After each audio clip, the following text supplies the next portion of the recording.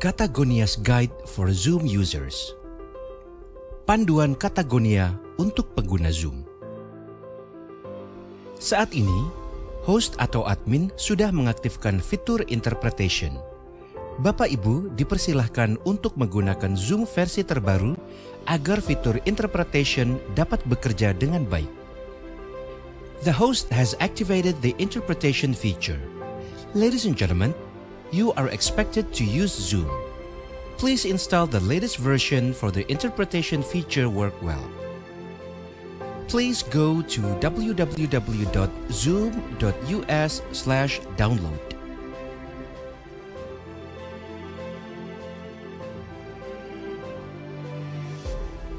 Mohon Bapak Ibu menonaktifkan mic atau mengklik tombol mute apabila tidak sedang berbicara. To help today's meeting run smoothly, please mute when you are not speaking. Jika Bapak Ibu ingin mendengarkan terjemahan dalam bahasa Indonesia, klik Interpretation, pilih Indonesian. Anda tidak perlu pindah channel saat berbicara. Jangan khawatir, pembicara dan interpreter dapat mendengar Anda. If you'd like to listen in English, click Interpretation, then choose English. You don't need to change channel when speaking. Don't worry, the resource person and the interpreter will be able to hear your voice. Untuk pengguna Zoom Mobile, klik More untuk masuk ke pilihan berikutnya. Pilih Language Interpretation. Lalu pilih Indonesian untuk bahasa Indonesia.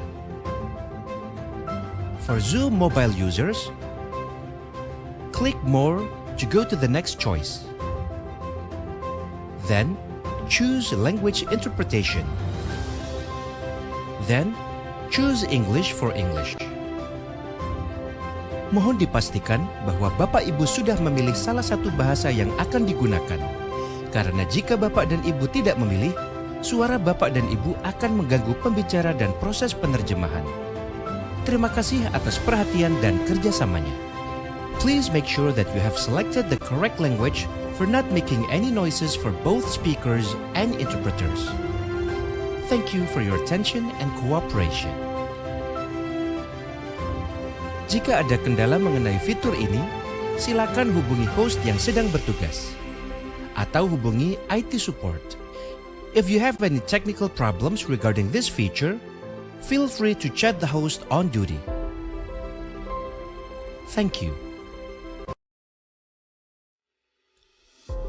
Katagonia's Guide for Zoom Users.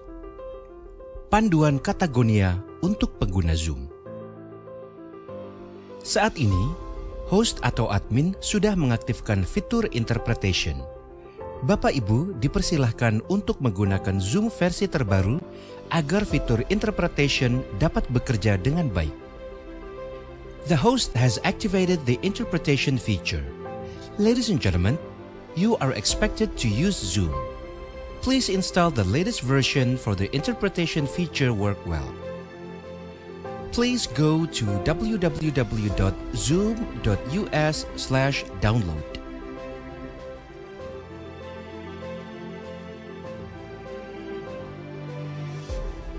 Mohon Bapak Ibu menonaktifkan mic atau mengklik tombol mute apabila tidak sedang berbicara. To help today's meeting run smoothly, please mute when you are not speaking.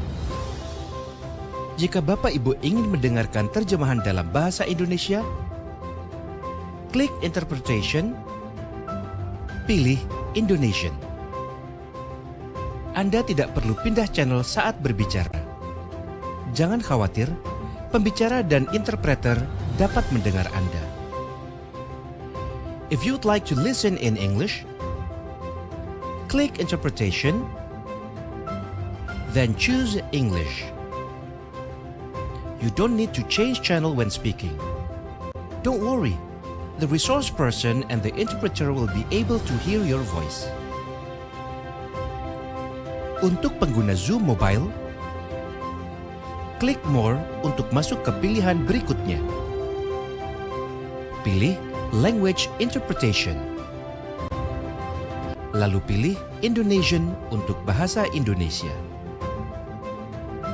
For Zoom Mobile users, click More to go to the next choice. Then, choose Language Interpretation. Then, choose English for English. Mohon dipastikan bahwa Bapak Ibu sudah memilih salah satu bahasa yang akan digunakan. Karena jika Bapak dan Ibu tidak memilih, suara Bapak dan Ibu akan mengganggu pembicara dan proses penerjemahan. Terima kasih atas perhatian dan kerjasamanya. Please make sure that you have selected the correct language for not making any noises for both speakers and interpreters. Thank you for your attention and cooperation. Jika ada kendala mengenai fitur ini, silakan hubungi host yang sedang bertugas atau hubungi IT support. If you have any technical problems regarding this feature, feel free to chat the host on duty. Thank you. Katagonia's Guide for Zoom Users. Panduan Katagonia untuk pengguna Zoom. Saat ini, host atau admin sudah mengaktifkan fitur interpretation. Bapak Ibu dipersilahkan untuk menggunakan Zoom versi terbaru agar fitur interpretation dapat bekerja dengan baik. The host has activated the interpretation feature. Ladies and gentlemen, you are expected to use Zoom. Please install the latest version for the interpretation feature work well. Please go to www.zoom.us/download.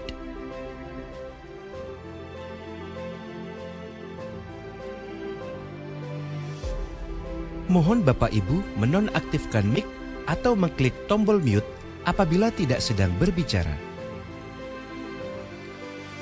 To help today's meeting run smoothly, please mute when you are not speaking. Jika Bapak Ibu ingin mendengarkan terjemahan dalam bahasa Indonesia, klik Interpretation, pilih Indonesian. Anda tidak perlu pindah channel saat berbicara. Jangan khawatir, pembicara dan interpreter dapat mendengar Anda. If you'd like to listen in English, click Interpretation, then choose English. You don't need to change channel when speaking. Don't worry, the resource person and the interpreter will be able to hear your voice. Untuk pengguna Zoom Mobile, klik More untuk masuk ke pilihan berikutnya. Pilih Language Interpretation. Lalu pilih Indonesian untuk bahasa Indonesia. For Zoom mobile users, click More to go to the next choice. Then, choose Language Interpretation. Then, choose English for English. Mohon dipastikan bahwa Bapak Ibu sudah memilih salah satu bahasa yang akan digunakan. Karena jika Bapak dan Ibu tidak memilih, suara Bapak dan Ibu akan mengganggu pembicara dan proses penerjemahan. Terima kasih atas perhatian dan kerjasamanya. Please make sure that you have selected the correct language for not making any noises for both speakers and interpreters. Thank you for your attention and cooperation.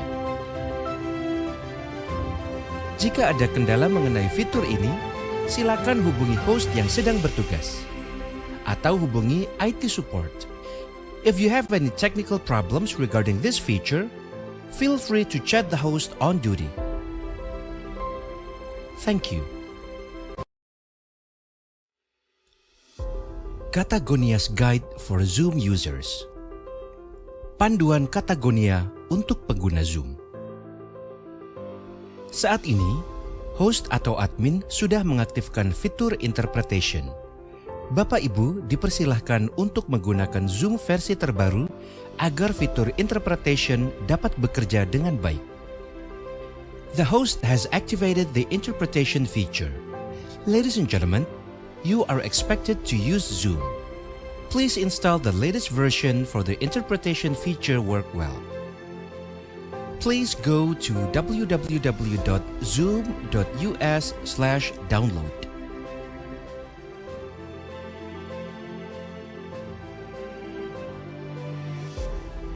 Mohon Bapak Ibu menonaktifkan mic atau mengklik tombol mute apabila tidak sedang berbicara.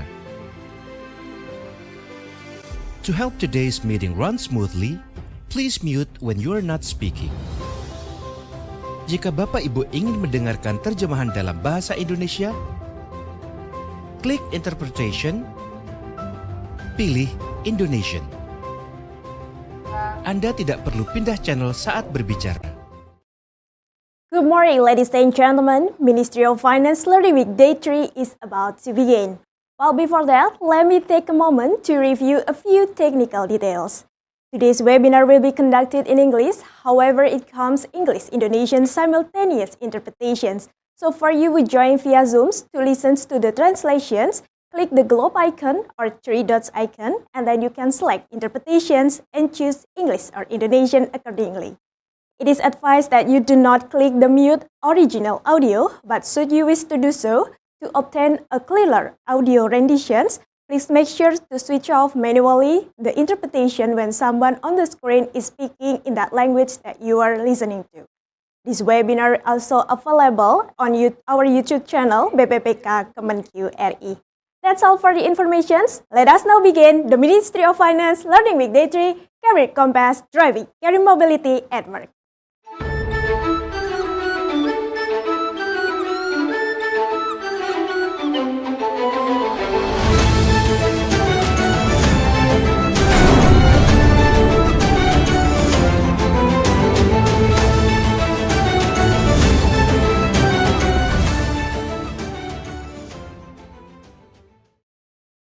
A very good morning, ladies and gentlemen. Assalamualaikum warahmatullahi wabarakatuh. Welcome to Ministry of Finance Learning Week Day 3 Career Compass Driving Career Mobility at Work. It's really a great day to have a great discussions and of course with a great speaker and moderator. But first of all, I would like to thank God the Almighty that has given us blessings to virtually attend this webinar, and I'd like to extend a very warm welcome to the Chairman of Financial Education and Training Agency, Bapak Andin Hadianto, the Secretary of Financial Education and Training Agency, Bapak Bambang Julistanto, the Head of Regional Treasury Office of Riau Province, Ibu Heni Kartikawati, our moderator, Ibu Andin Nurita Sofiana, and of course, our special guest speaker, Dr. Fermin Diaz. Last but not least, I'd like to send best regards to all participants who have joined us today. We are very grateful to the all enthusiasms of all the participants, and I'm very pleased to announce you that we have hundreds of thousands who are joining via Zoom and YouTube at that moment. Dear participants, to officially open this webinar, we are pleased to listen to the opening remarks by the Head of Regional Treasury Office of Riau Province, Ibu Heni Kartikawati. Ibu Heni, the screen is yours.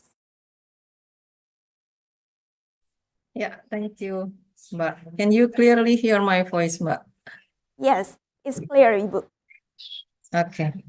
Assalamualaikum warahmatullahi wabarakatuh.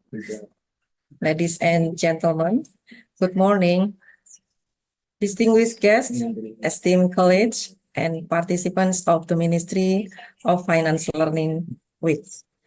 First and foremost, allow me to extend a warm welcome to our honored speaker, Dr. Fermin Diaz, a distinguished board member at the Latin American Chamber of Commerce and SPD, and also a professor at both the National University of Singapore and Singapore Management University.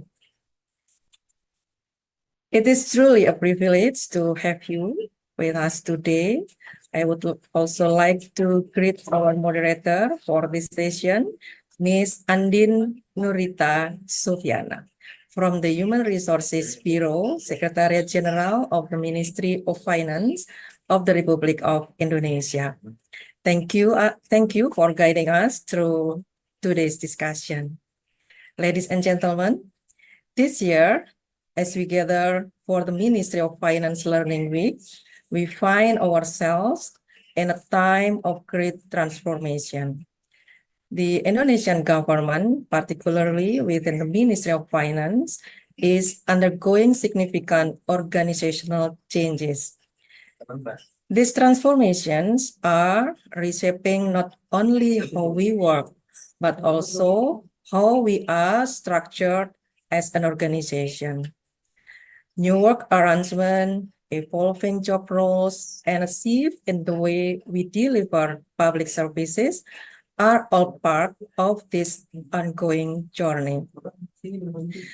As we navigate through these changes, we understand that our employees are faced with various career options, each with its own set of consequences and opportunities.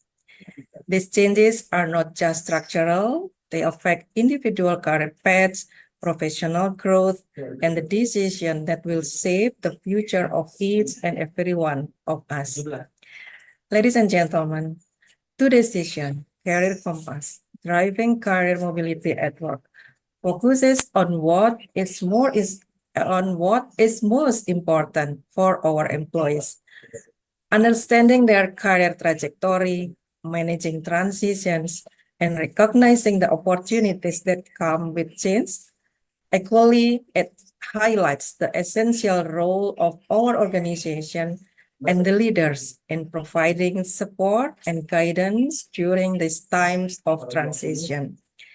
Leaders must foster a work environment where employees are empowered to make informed career decisions and feel confident in navigating these changes. We are especially fortunate today to have Dr. Permindias with us.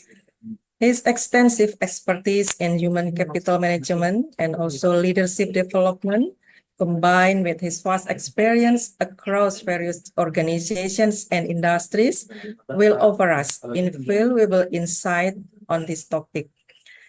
Dr. Dia's deep understanding of talent management strategies and the complexities of career transition will help us grasp how to effectively support our workforce in this period of transformation. I'm confident that his insights will provide clarity on how we can drive career mobility while ensuring that both the organization and employees will benefit from this journey. As we listen and engage into these discussions, I hope that this session will be both insightful and useful for all of us. It is my sincere wish that we will gain valuable knowledge that will help us chart our career paths and that we will enjoy the experience of learning and growing together. Let's make the most of this event and may it bring clarity and inspiration as we all move forward in our careers with this ever-evolving landscape. That's all for me. Thank you. Wassalamualaikum warahmatullahi wabarakatuh. Assalamualaikum warahmatullahi wabarakatuh. Thank you, Ibu Hendy Kartikawati, for the opening remarks. Ladies and gentlemen, now it's the time for the main event that we are waiting for. But before that, let me introduce the moderator for today's webinar. Her name is Andin Nurita Sofiana. Currently, she works as the head of subdivisions of Human Resources Capacity Development, Human Resources Bureau of the Secretariat General of Ministry of Finance. Before, she had been as a change management analysis too of Central Transformation Office of Ministry of Finance. She has pursued her postgraduate through dual degree program in Master of Science and Economics in University of Groningen and University of Indonesia. Without further ado, I'm very delighted to present of you Ibu Andin on the screen. Ibu Andin, the screen is yours. Thank you, Ms. Wening. I appreciate your excellent introduction. It is a great honor for me to be here, and I extend a sincere welcome to our esteemed guests and the audience who have joined us today. Thank you all for being part of this event, whether in this Zoom meeting or through our YouTube channel. Before we begin, I'd like to inform our audience about housekeeping announcement. Ladies and gentlemen, our honorable guests, I kindly request that you keep your camera on and your microphone muted for the duration of the talk. The talk will take 45 minutes, followed by 20-minute Q&A session. Feel free to ask your question. There are several ways to do so. First, if you're joining from Zoom, either write down your question into the Zoom chat feature or slide.do link to which I will read them. Or click the raise hand button and I will call your name. By this time, you can unmute yourself then ask your question. If you're joining us through live stream on YouTube, please write down your question into the live chat feature or slide.do and I will read them. Once again, you have flexibility to ask your question in the Zoom or YouTube chat box by using raise hand feature on Zoom. I want to ensure that you feel comfortable during the Q&A session. The Ministry of Finance, a holding institution with approximately 77,000 employees, has already implemented employee mobility program to manage its workforce. This program is designed to help employees to advance their careers and develop their skills. Of course, improving the program is essential to ensure optimal continuous functioning. Today, we will explore best practices related to internal mobility to enhance our understanding of the importance of internal mobility for both organization and employees. Okay, now allow me to introduce our speaker, Dr. Fermin Diaz, who will deliver his talk, Career Compass, Driving Career Mobility at Work. Let me introduce Dr. Fermin Diaz is an adjunct professor in National University of Singapore and Singapore Management University. Dr. Fermin's academic journey led to Bachelor of Science in Psychology from the University of Michigan, a Master Business of Administration from the Wharton School, University of Pennsylvania, and a PhD from Singapore Management University. Dr. Fermin has experience as a board member in several institutions and has obtained several HR certifications. Dr. Fermin has published several books related to human resources, human capital and global business strategy, remuneration handbook, and fundamentals of HR analytics. Ladies and gentlemen, please join me in giving a warm welcome to Dr. Fermin Diaz. Good morning, Dr. Fermin. Terima kasih and selamat pagi, selamat pagi everyone. Glad to be here this morning with you all. I am talking to you from Miami, where we are actually in the middle of a hurricane, but I am very happy. Okay, I hope everything going well there. Here is fine. Other parts of the state are not doing too well, unfortunately. But anyway, happy to be here with you all. I'm very glad that you will be able to hear me. And let me make sure that my thing just went into, I think I need to stay with English. Yes, safe. Okay. And I just want to welcome everyone here. I do intend to speak on two topics that are related. One is internal mobility from the point of view of organizations and what makes sense for organizations and why this is an important thing for organizations. And the second is why, as an employee, each one of you should consider mobility as a fundamental cornerstone of your own personal career. I do have all these titles that you so kindly mentioned, but in reality, I'm a very practical person. I tend not to be very academic. So what I will try to do is, even as I give you the theory behind mobility and so forth, what I really want to give you is practical advice, practical examples, real life examples, and in case of your own personal journey, some tools that you can use to think about how mobility can help your own personal career. The most important part, though, of this is, well, first of all, you'll get a copy of the slides, so feel free to eventually use the slides as your own guide, whether you want to create more mobility in your organizations or whether you want to individually engage in conversations about mobility of your own career. But more than that, I hope that you will ask very interesting questions, because I think the beauty of the ability of being able to do this session with you all today is to hear what you have to say and to then allow for a good conversation about it. So let's dive right in and move into the topic. When we talk about mobility, we talk about mobility in four different kinds. The first mobility, which is the mobility that most people think about, is promotions, is you go up. We call that vertical mobility. and you typically are thinking about higher positions with increased responsibility and compensation.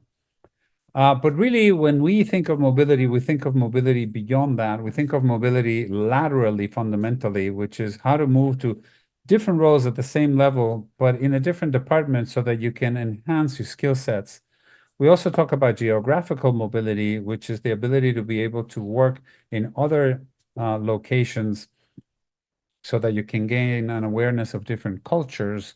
And we also talk about project-based mobility, which is being assigned temporarily to cross-functional teams, which also allows you to better understand how different parts of the organization need to work. So all of these entail mobility, and all of these are tools that different organizations may want to use at different points in time with specific employees. Now, why do we want to do this? From an organizational point of view, the biggest thing, especially today, is employee retention. We know, and we keep talking about how Gen Z and millennials and so forth, they don't tend to stay very long in organizations. What all of the research has shown is that what these types of employees usually look for is a variety of experiences, how to be in different environments, in different cultures, in different industries even. And so they don't really intend to stay in a given organization for any length of time.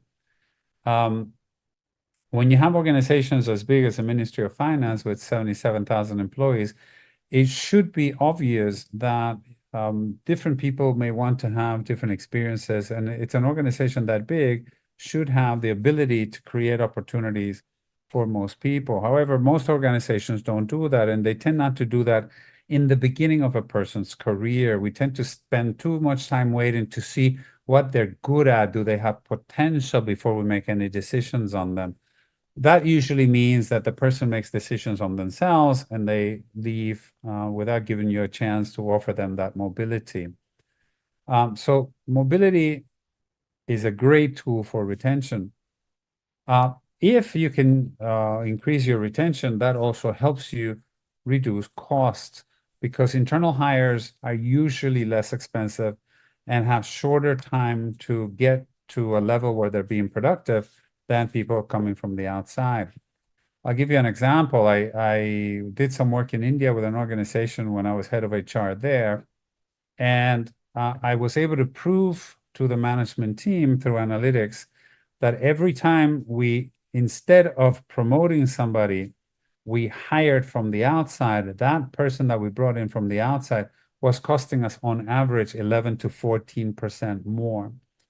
So it was actually wiser to take half of that money, say 5 to 6% of the cost of a person, and use that money for training of the specific people that we think are promotable, to give them coaching, mentoring, whatever was needed, rather than hiring people from the outside. The third one is knowledge retention. One of the things that we want is to make sure that that knowledge stays in the organization. In fact, I would go as far as to say that that knowledge retention with mobility becomes knowledge expansion.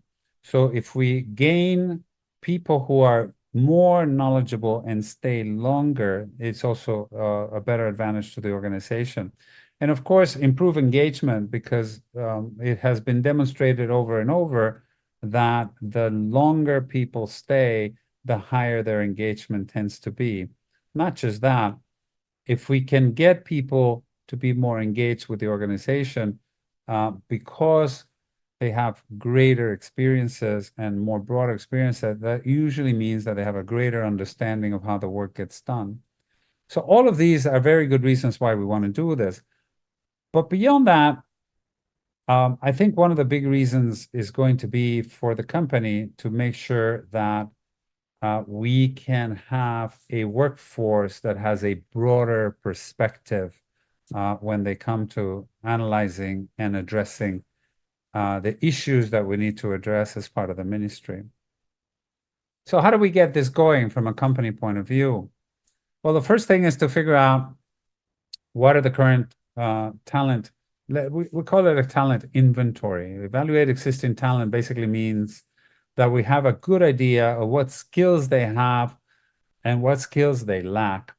Usually that's done by figuring out for the job that the person is currently in, do they have all the skills that are required? That's the first step. And the next step is for the next job that they could be doing, be it horizontally or vertically, do they have, or what skills would they need to be able to do the next job in either direction?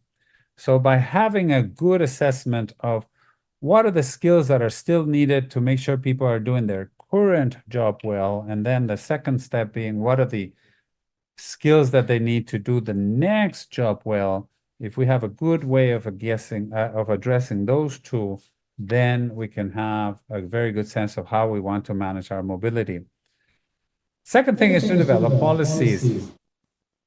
Policies Dr. have to Femi, do with, excuse me. yes, You want to share your screen first because we don't see any screen here?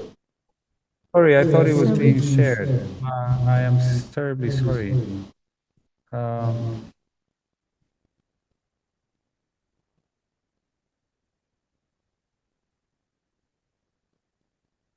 Can you see it Yeah. now? Yeah, it's already on the screen. Okay, thank you. Thank you. Basically, I was talking about the 4 types of mobility, then about the reasons why internal mobility makes sense for the organization. And now we were talking about how do we get the internal mobility program going. So I was saying first is to do this assessment of what skills are needed to do the current job well and to do the next job well. The second thing is to develop policies. Policies have to do with a couple of very key things. One, job postings. How can people in the organization know when other jobs are available? This is important. And then how they can apply to those jobs, how transfers can happen, is it seamless, on things like keeping compensation, keeping benefits, keeping number of holidays that they're entitled and whatnot. But the other thing that's important about this is to make sure that there are guidelines for managers. It's important for managers to understand that when talent wants to move, they have to allow those talents to move. It's also important to create guidelines where people who are good developers of talent get the proper recognition. Otherwise, we may find ourselves in the position where managers don't want to give up their good people. Worse still, that they only want to give up their not so good people. So that's not an ideal situation. In an ideal situation, everybody should be willing to give up their best people because they also then know that they are receiving somebody else's best people. And if that's how we create guidelines, then it makes life much easier for the employees as well as the managers. The third thing is to make sure that these opportunities are widely communicated. They should not be anything other than in an open channel. It should be a place similar to an internal job portal where people can know that opportunities are available and they can apply to them freely.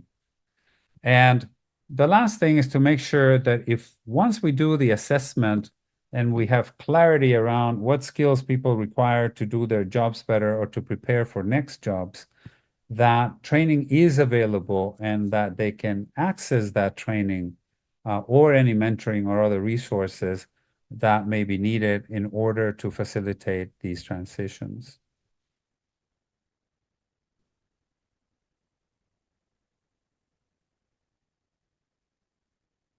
All right. Next topic is how to overcome challenges. A typical challenge that we find is manager resistance. As I was explaining earlier, many managers are concerned that if they lose their best people, that means that perhaps they won't be able to meet their objectives, and they're reluctant to do that.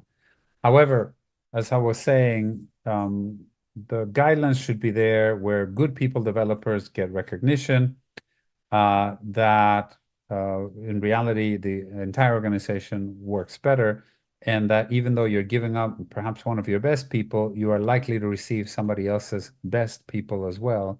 And that should always even out. In the skill gaps, the important part is that training is actually available.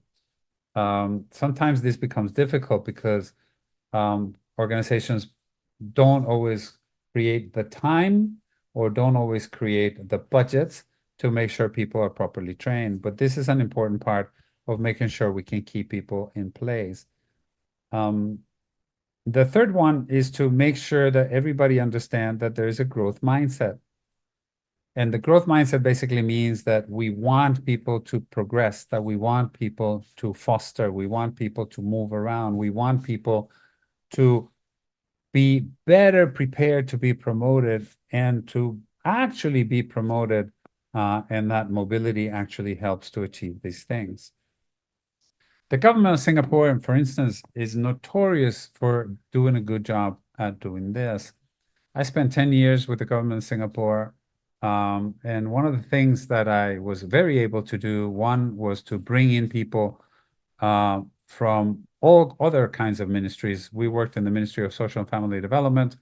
I brought in people from Ministry of Health, Ministry of Education, Ministry of Manpower. I even brought in people from places like the Housing Authority, the Health Promotion Board. I had people that worked for me that came from customs, different parts of the government. I also sent people to many other parts of government. And that ability to be able to bring in people, train them even better, send them back out, that is a sign that you have a mature and healthy organization where people can thrive, and it allows you to keep people not only excited about their jobs, but you get to retain them longer. Now, it does require that you put some tools in place. The most important one is to have this notion of a talent marketplace, and think of a talent marketplace as a job portal for internal jobs. So how can you match employees, because you either advertise the jobs or because you have a clarity around skills that individuals have against the skills jobs require, and you can match those two. This may also take the form of having formal discussions at various levels of the organization about who needs people and who has people, and how do we make those matches happen. So often this talent marketplace is not just a software tool, although that's the most common currently are doing. Let's say you're currently doing 50%, well, can you get to 55 or 60%? And once you hit 60%, then can you get to 67%? And progressively keep improving to perhaps a number similar to the 80% of this organization that I was telling you about. Another interesting way to measure whether these are techniques or programs that are working well is how long does it take people to reach productivity? How long after onboarding can you say that they are already working at full capacity? If you can get that number down, then you're doing well, because that also means that you're getting internal people that already know how the systems work, and that it takes them less time to get up to speed. So this is an important metric. Retention rate of people that have moved should also be high. You hope it to be better than 90%, but again, measure where that currently is today and see how you can get better. And your employee satisfaction, at least on career-related employee satisfaction, should be better than 80%. And again, it would be interesting for you to look at where you are today and how can you improve from where you are today. From an HR leadership point of view, I think what we are discussing, it's clear that the more transparency we have for both employees and managers about internal opportunities, where they're good, where they're still lacking, why they're supposed to give up their best employees, why they're also going to get a good employee. There should be transparency all the time about how the whole process works. As I've also been implying, do give opportunities to people to try for different types of organizations, even though it may look like they're not completely ready for that particular role. But if you have enough of a skills match, then it would be interesting for them to try different things. So it shouldn't be unusual to have a policy type of officer try something more internal like HR or internal communications.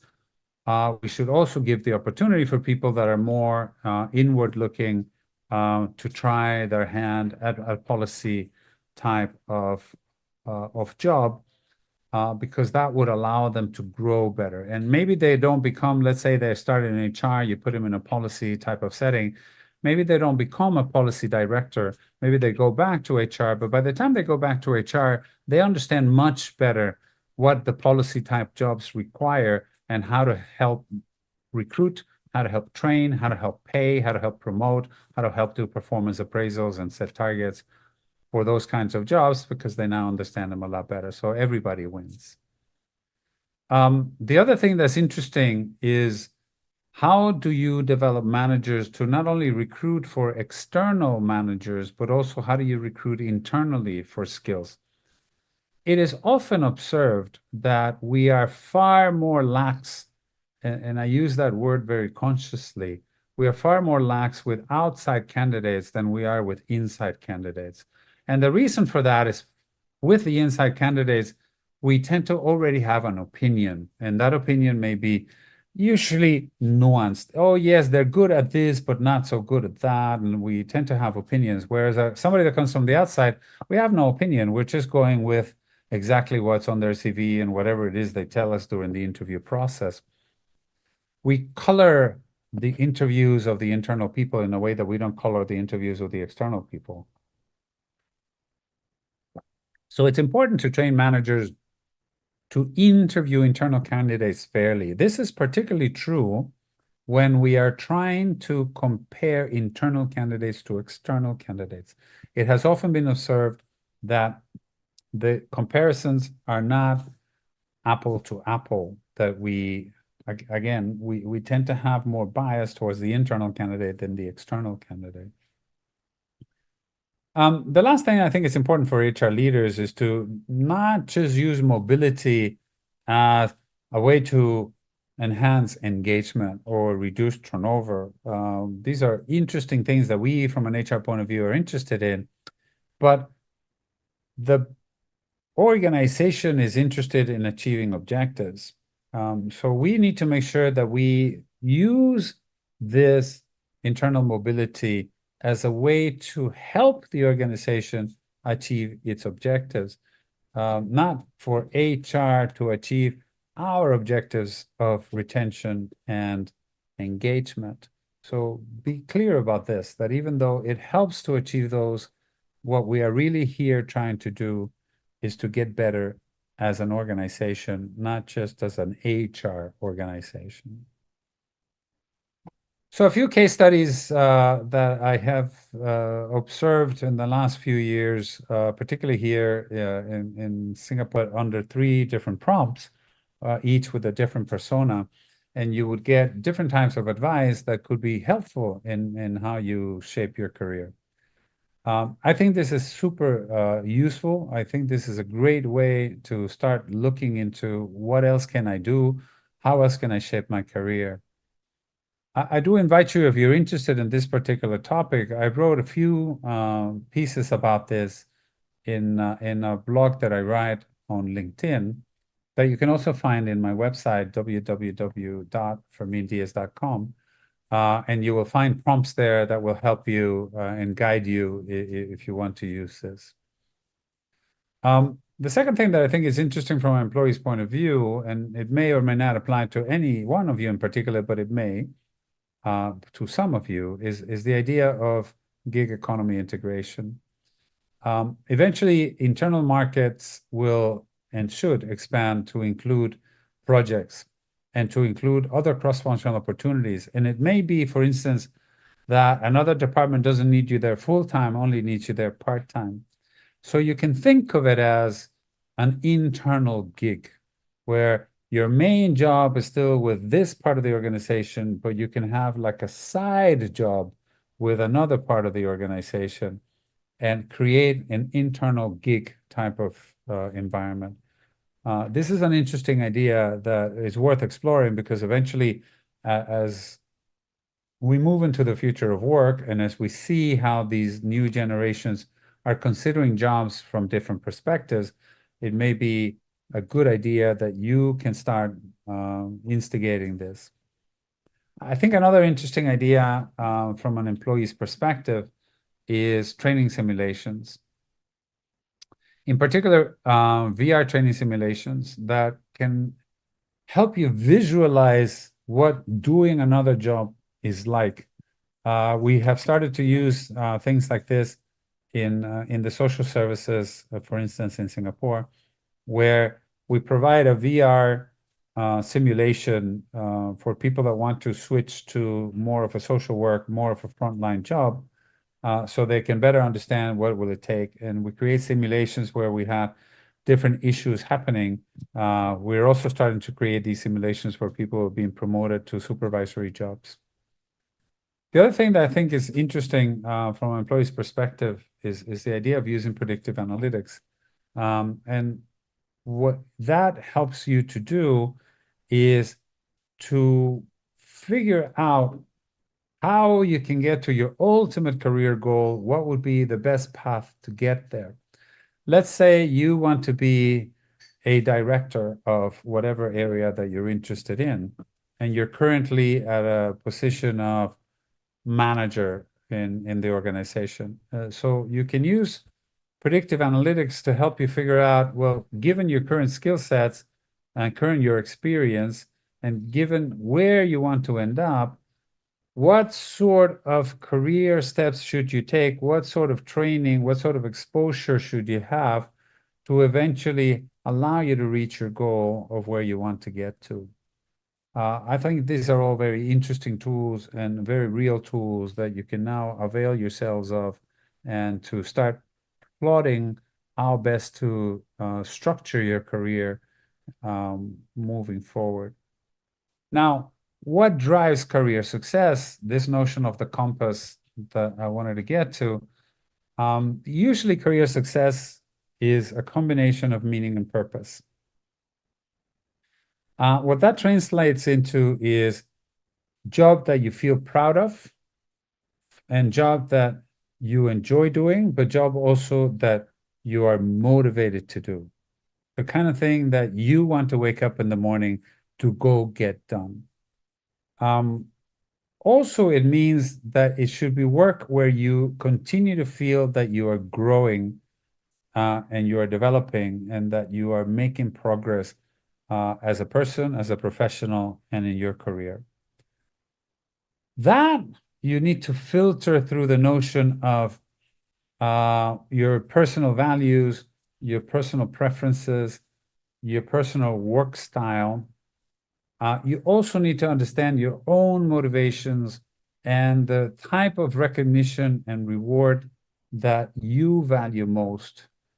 And you also need to take into account what are you good at so that you can use that to continue to work on it. Many people think that we should work on improving our weaknesses. Most of the literature, when you look at it, what it tells you is that what you need to do is to continue to strengthen your strengths. So if you want to think about it, it should be, and this is based on the notion of ikigai. It's a combination of what you love to do, what you're good at, and what someone will pay you to do. And success really means how do you put yourself in that middle where the star is, in a way that that is your purpose, that is really what you want to achieve. I tell you, for instance, my purpose has always been how to help people develop. I really love doing it. And I also think I have some skill at it, which I have developed over the years. And I am lucky enough that I have found ways to get paid to do what I love to do. that is my purpose. I find that to be meaningful. I find that to be where I can play and continue to be useful for many years to come. That's what I'm hoping that all of you can figure out for yourselves and then work to continuously get better at that. So in a way, you want to start here with that notion of values, interests, motivations, and skills, your strengths, your interest, and then you can start to look at what are possible career ideas. You can use those tools that we discussed earlier, Gen AI and whatnot, to help figure out what are the different options that you have. Given your strengths, given what other jobs take, can you move in that direction? Given where your ultimate goal is, what is the path to get there? And that will help you make a decision that that is the sort of career that you want, that that is the next step that you should take, and therefore take action in terms of applying for that next job, talking to your boss, talking to the boss of the area that we'd love to be in, and crafting an opportunity for yourself to move into that sort of career that you would want to do more. In a way that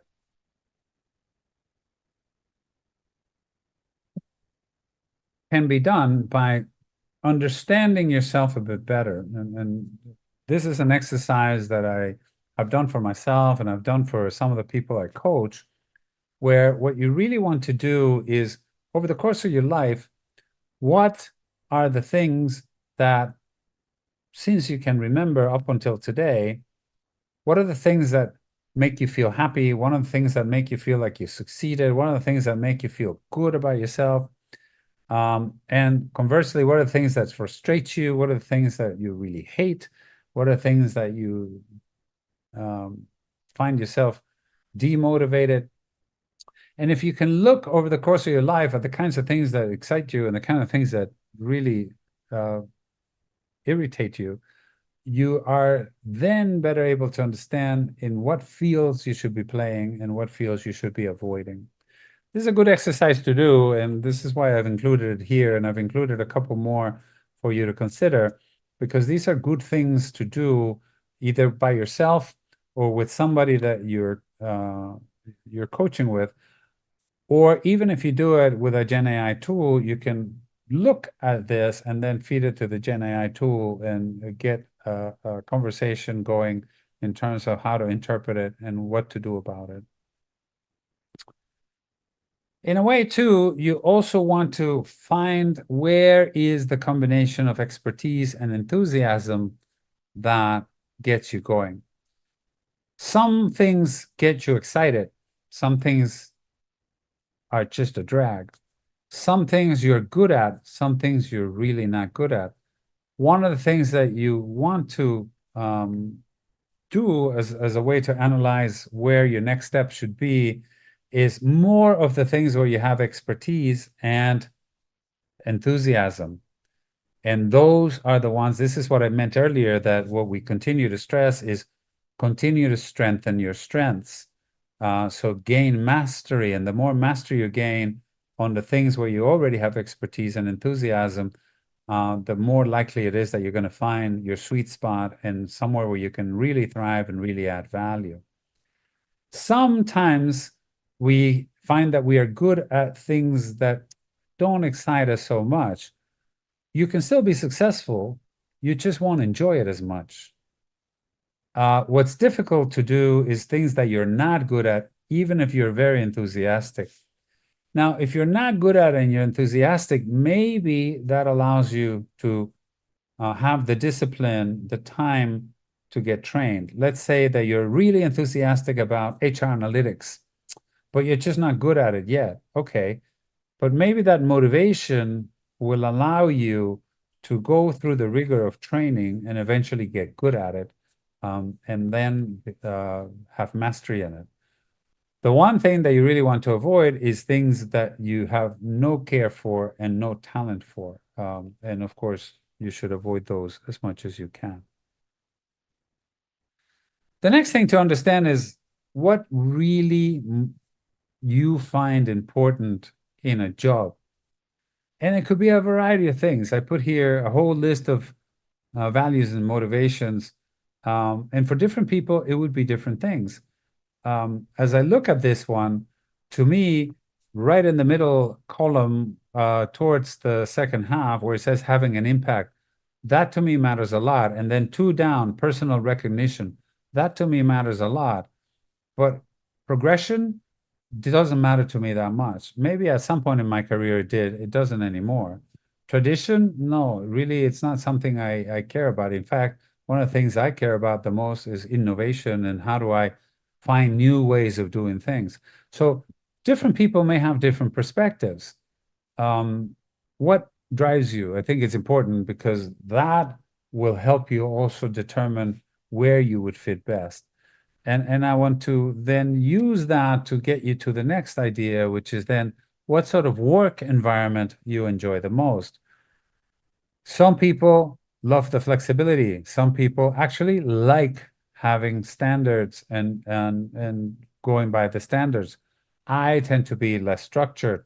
I understand that there are people way more structured than I am. I always know that I want to work with structured people because they give structure to my thinking. I always know that if I worked in a place that was too structured, I would have a hard time. So different things appeal to different ones of us. So it's important to understand what appeals to you and what doesn't so that you can look for the type of environment where you will thrive. So even as you look for internal mobility opportunities, where can you find the type of structure, the type of culture, the type of work environment that would really suit you is an important consideration. So I leave this one here for you as well so that you can look at it later and use it as a way to think about where to next. This one I copied from the University of Oxford. They have a model called the Octane model, and the Octane model is because it has different 8 core skills. And this is a way to also get a sense of your skills, which we contrast to knowledge, and how you can use those skills to better use by making sure that you're finding a next job where these skills are valued. These are skills that the Oxford model basically claims are useful in any job, but at the same time, some jobs require it more than others, or at least value it more than others. So also important to understand how good you are at all of these, and then how important it is for you to either get better at these to go to your next job, or because you're already good at one of these, what type of job suits you best for you to move into. I, for one, have found communication to be super important. This is why I write books. This is why I give talks. This is why I'm a professor at university. But if you, again, because I am not a very structured person, if you tell me how good I am at planning and organizing, I am only as good as the person who is with me planning and organizing. So different one of us have different skills, and we need to play to our strengths to make sure that we get to where we want to get to. So to finish up, from an individual point of view, the more you have clarity around what drives you, what you're good at, what environment is best for you, how can you move in that direction, how can you make then decisions that allow you to take not just one step, but see future steps towards your long-term career goals, what skills you need to strengthen further, what skills you actually have to work on because you lack them. Important also to have the motivation and the confidence. And by the way, that comes from mastery. That comes from being good at the things that you are good at and can get better at. What gives you career satisfaction, or how can you gain career satisfaction if you don't currently have it? How can you adapt to changes that will inevitably happen? The current change that we're all trying to adapt to is what role will Gen AI have in any of our jobs? As a university professor, will I be replaced by Gen AI? This is a good question already that I'm asking myself. Or how can I best use Gen AI to teach my students? Also for me to learn myself. What role does work-life balance play for you and how you want to attain it? What does your long-term success look like? And how can you then gain control over your own career and your own personal growth so that you can be as successful as you can, while at the same time helping the organization be as successful as it can? This is where the two come together, where your personal goal matches the goals of the organization, where your personal career matches the aspirations that the organization has for you and the potential that you have shown. So I'd like to stop here and open the floor for questions. Terima kasih. Terima kasih. Thank you, Dr. Femin, for the insightful talk. I found interesting that internal mobility is advantageous for organization as it contributes to employee retention, cost efficiency, knowledge retention, and employee engagement. To successfully implement internal mobility, organization need to address challenges and optimize tools. So this will ensure that desired success rate is achieved. For employees, internal mobility provide a clear career path, opportunities for skill development, and chance to explore cross-functional roles. Dr. Webin already highlight that our career aspirations are shaped by our career values, career interests, motivation, and skills. Okay, before we proceed to the question from the audience, I have one question, Dr. Femin. Should we as employees develop skills in multiple areas to broaden our career path, or we just specialize in one area of expertise? Please do your response, Dr. Femin. You know, some people will want to develop in just one area. They like it, that's what they want to do. And they want to become experts and increasingly become more experts and more experts. There's no problem in doing that. There is, like everything else, pros and cons. If you do that, you can become a recognized expert. You can be a departmental expert. You can be the ministry's expert. You can be the nation's expert. You can be the world's expert. And there's actually no problem in doing that. It has a downside. The limit in terms of your scope may be different. So you don't get to enact policy. You don't get to implement. You don't get to do other things. It also may curtail you from having other opportunities to understand broader schemes or broader aspects of how your specific skill affects other parts of the organization.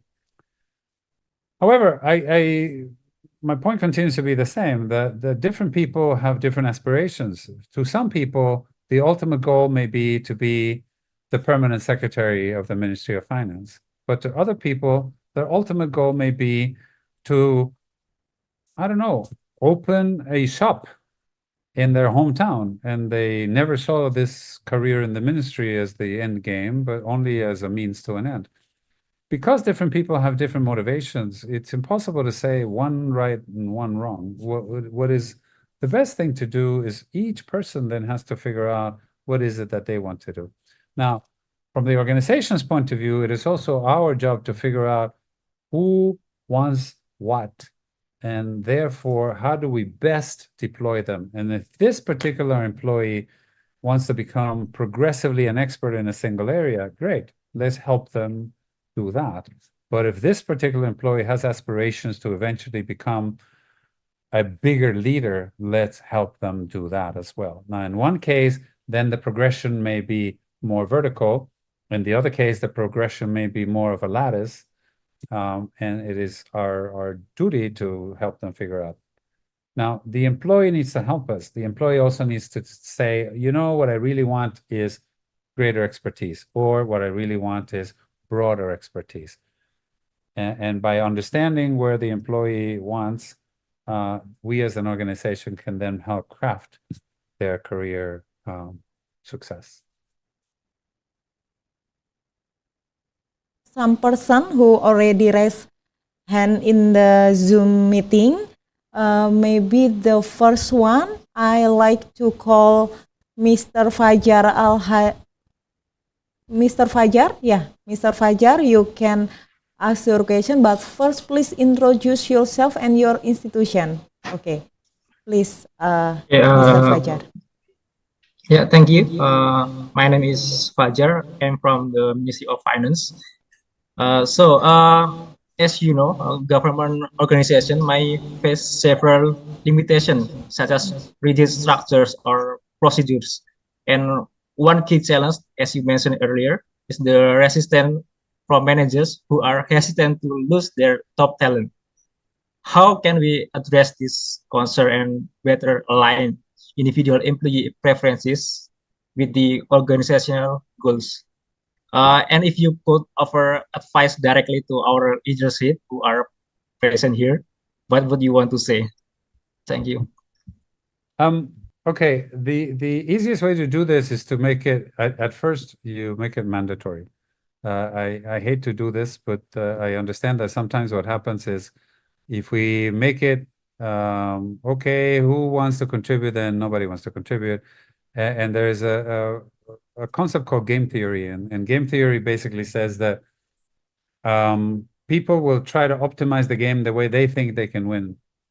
And because they will do that, then they say, oh, you know, I'll take everybody's best, but I'll give out my worst and see if I can. But if everybody is thinking the same way, then everybody ends up giving the worst and nobody wins. So the first way to do it is actually to force the process, is to basically say all high potentials, for instance, all high potentials are managed by a central HR. So the moment we put somebody on a high potential sort of category, the manager relinquishes control of that employee, and they are subject to being managed by the HR department. Now, the HR department then should create a committee where all of the relevant people can then discuss where should each person move according to their needs and the organizational needs, or maybe their desires and the organizational needs, and manage the process that way. It's also shouldn't be HR making all the decisions, because that creates another type of problems. But the best way to do it is like that. The best way to do it is to say all high potentials are managed by HR. HR will create a process, and every one of these people needs to be moved for their career development. And we are going to do that. Now, every high potential, we should also understand their current skill sets and their current career aspirations so that we can help them move as well. I think that's the best way to get this done. Now, the second part of your question, I am going to forget. What was the second part of your question? I'm just asking, so if you could offer advice directly to our leadership who are present here, what would you want to say? I would say two things. One is get the process going, and get the process going properly. And the second is to trust the process. Once you get the process in place, trust that the process will work, but manage it. Once everybody sees that the process is working, once employees know how the process works, in due course, you will have the process, but it will no longer feel mandatory. That will work itself. Thank you, Mr. Fajar and Dr. Femin, for the answer. Then we still have question from Zoom meeting. We have Miss Sheila. Please, Miss Sheila. Okay, you can ask your question and please introduce yourself first. Okay, thank you. Okay, thank you for the insightful discussion. And I'm Sheila from the Ministry of Finance. I have some questions regarding employee development within organizations. As we know, fostering employee growth is crucial, but it often faces challenges due to organizational constraints. In many organizations, strict regulation and rigid criteria can often limit the potential of employees despite their skills or willingness to grow.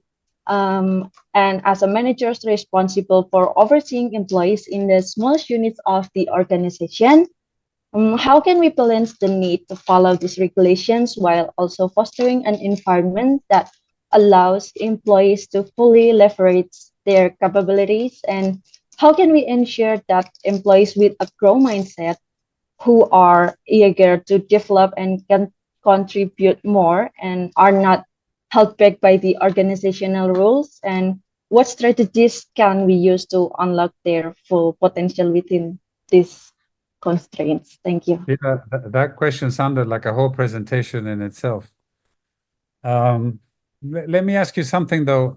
What are the constraints that you see? Because there are lots of people that have a lot of potentials, or their skills are not connected to their jobs, but it's hard for them to enhance or to upskill their potentials, something like that. That sounds to me, if I'm understanding you right, if I understand you right, what you see as a constraint is that people have skills that the organization doesn't need, Um, or that the organization doesn't value, or it's something like the organization needs, but it's hard for them to grow because of some criteria that organization give, like the qualification or like the minimal education, something like that.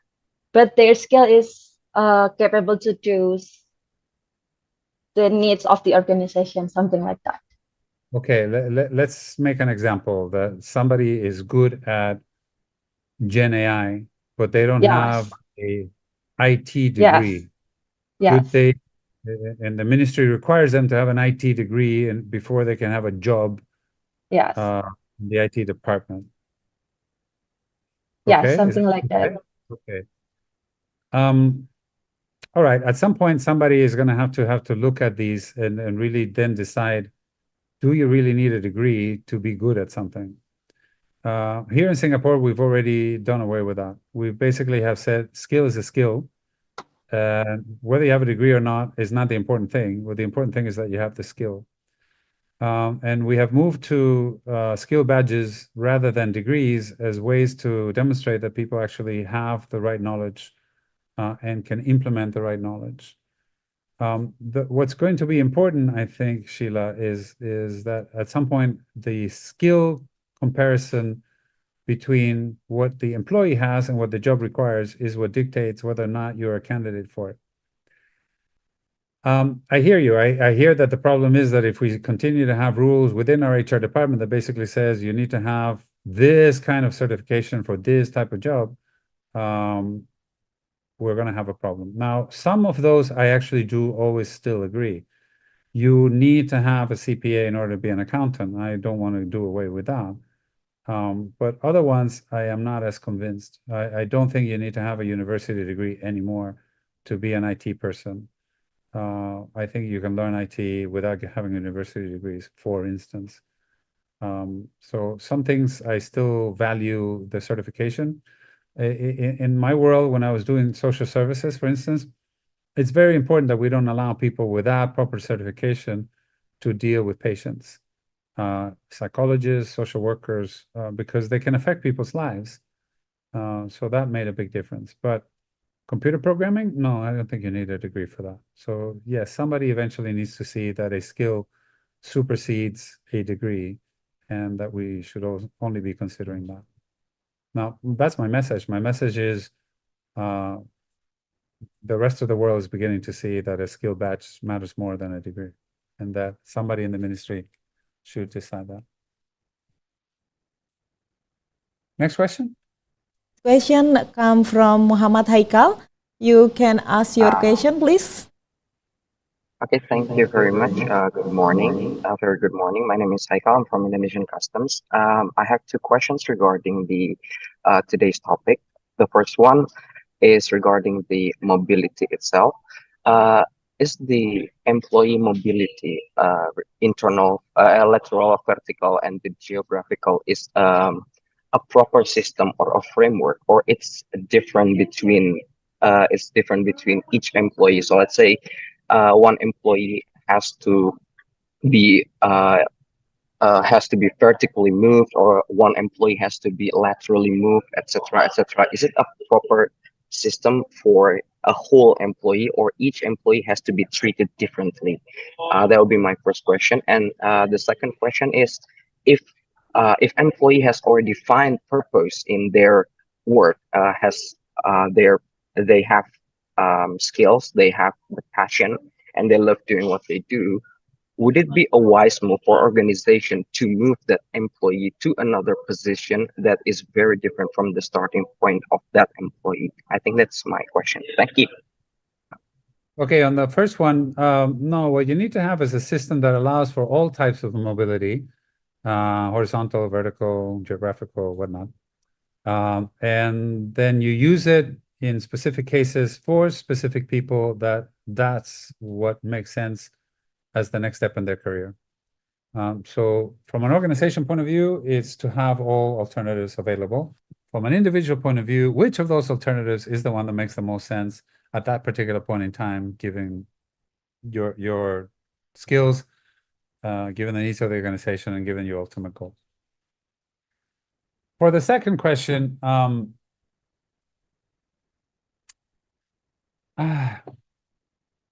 the end game is if the organization has the ability to do so. Okay, let me qualify this a couple of ways. Again, I want to be practical. The organization cannot physically move everybody every year, all the time, every time you want to move. This is not feasible. So I made an emphasis in a couple of places during the presentation that we are really looking at mainly the high potential employees, mainly the people where the organization wants to invest. That is the people that we feel will provide long-term success to the organization.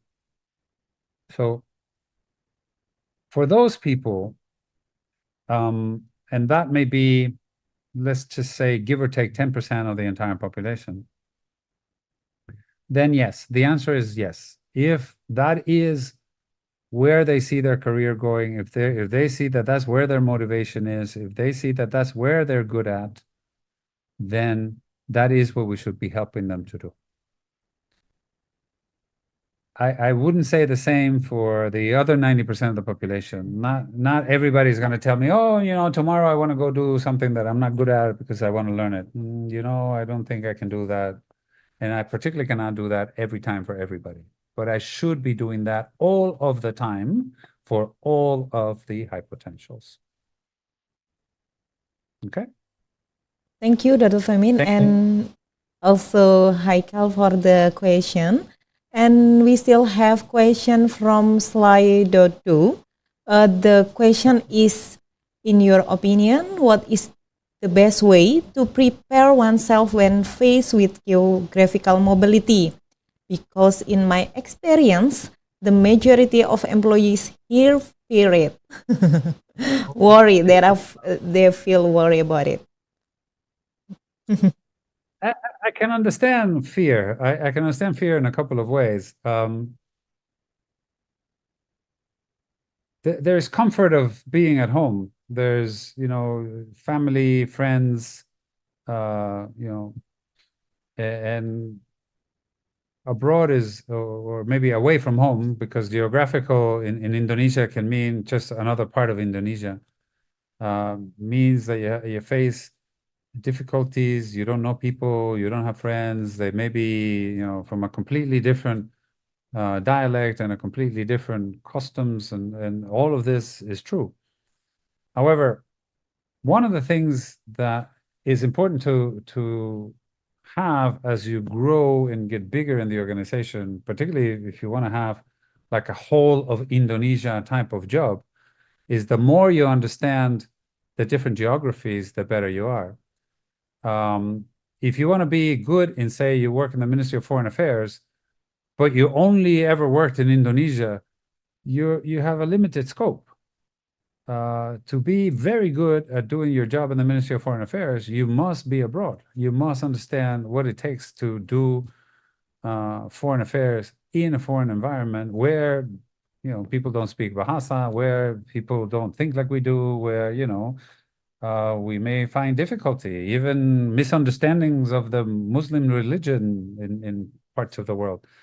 All of that is true. And the more you learn about how to deal with that sort of environment, the better you are going to become at making policy at that kind of higher level, because you have a broader understanding of the culture and the environment and the circumstances and even the difficulties and the obstacles that you're going to face in different parts outside of home. So there is a price to pay, yes. Like I say, I speak from experience. I was born in Venezuela. I have worked in now 8 different countries in 13 different cities. Every time I move is a challenge, but every time I move is also a new experience. It's a new set of learnings. It's a new way to expand my skill set. It's a new way to reach a wider audience. So, but at the same time, each time I have moved, I find that I have moved further and further away from my children. So yes, I have gained, but yes, I have lost. And so I understand fear. I understand fear from a very personal level. Yeah. But I also understand that if we don't overcome that fear, we limit our careers. Okay, thank you. Thank you so much, Dr. Fermin. Okay, is there any last messages you like to address to our audience? Oh, okay. Two, actually, if you're an HR leader, I really encourage you to get going on making sure that you have a proper system of internal mobility. It will help develop not just the people, but the entire organization. If you are an individual that is thinking in terms of what else is next, if you happen to be a high potential, then congratulations.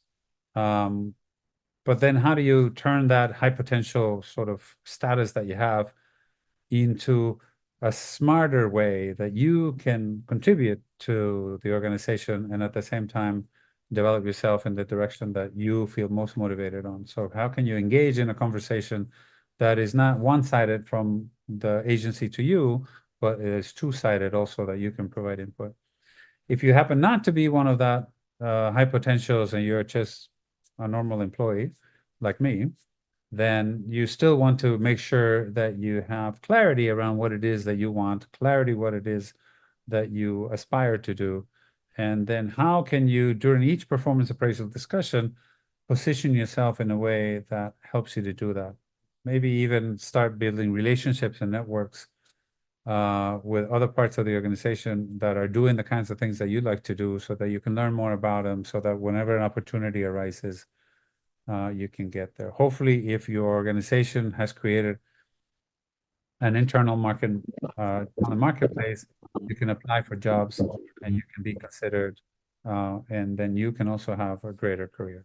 So this is a game that is played by two. It is the organization as well as the employees. So it doesn't matter on which side of this you fall. How can you use these concepts that we discussed today to help you build a better career for yourself and to help the organization build a better talent pool? Thank you very much for being with us. What you already share with us is very relevant to our organization, and also I and the audience already learned a lot about the career path and how to reach that. So, ladies and gentlemen, please give a big hand to Dr. Fermin. Thank you, Dr. Fermin Diaz, for joining with us today. Terima kasih, and Terima kasih. have a great rest of the program that you're in. Thank you so much for having me. Thank you, Dr. Femi. Good evening. Have a nice rest. Thank you. Okay. Good night. Ladies and gentlemen, I'm afraid that the end of today's session with Dr. Fermin Diaz. It will be used to bear in mind that the internal mobility can be beneficial for both employees and the organization. As Dr. Femin already mentioned before, internal mobility is a powerful strategy for talent retention and skill development and for enhancing employee careers. Again, thank you for being with us today. I like to give the screen back to our MC, Miss Wening. Back to you, Miss Wening. Thank you so much. It's really a great discussion. Thank you very much, Dr. Fermin Diaz, for your insightful presentations today. And I would also like to thank Ibu Andin Nurita Sufiana for moderating today's sessions. It was much appreciated. Ladies and gentlemen, we have had a fruitful discussion today, and we now come to the end of the Ministry of Finance Learning Week Day 3. To all participants who join us today, we would like to extend our deepest appreciations to you all for your support and participations. Please fill in the evaluation form by scanning the QR code on the screen or on the side of me, or you can click the link in the chat box to give feedback. You can claim your certificate after you finish filling in the evaluation form. Ladies and gentlemen, stay safe and always be healthy because we still have one day left for Ministry of Finance Learning Week.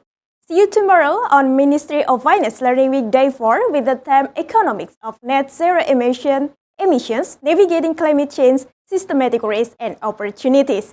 And you can look up further about our Kemenkeu Learning Festival through bppk.kemenkeu.go.id/KLF.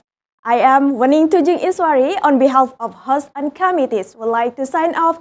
Have a good day. Wassalamualaikum warahmatullahi wabarakatuh.